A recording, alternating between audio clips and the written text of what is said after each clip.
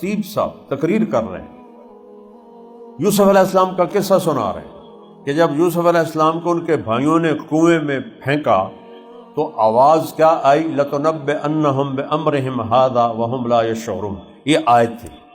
تو یہ عام طور پر ہمارے خطیب گا کے تقریریں کرتے ہیں، تو وہ جب یوسف علیہ السلام انہوں نے بھائیوں نے کھوئے چڑھے تھے، آواز آئی، اگوں بھول گئے، کہنے لگے آواز آئی، یاد کر رہے ہیں، یاد نہیں آ رہا۔ اے لوگو اور نال مسئلہ سنو، دھیان نال سنو۔ جب یوسف علیہ السلام انہوں نے بھائیوں نے کھوئے چڑھے تھے، آواز آئی، پھر بھول گئے۔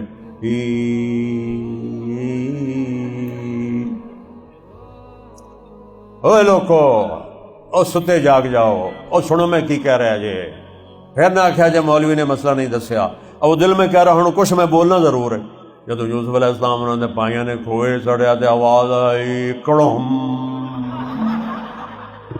یہ تو ہمارے خطیب ہیں۔ قرآن پڑھو، اپنے نبی کی زندگی پڑھو، تمہیں راستہ ملے گا۔ محبت سے رہو، ہو جائے لڑائی جھگڑا، صلح کر۔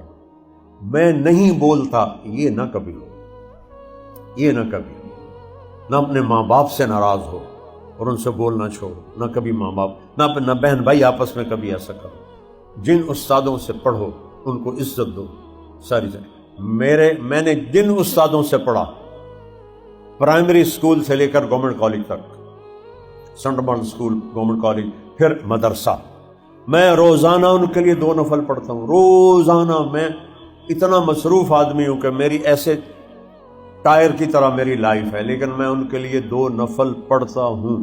حالانکہ مجھے سب کے تو نام بھی ابھی یاد نہیں ہیں، شکلیں بھی یاد نہیں ہیں، لیکن مجھے یہ پتا ہے کہ میرے محسن ہیں، میں ان کے لیے 2 نفل روزانہ پڑھتا ہوں، جو فوت ہو گئے۔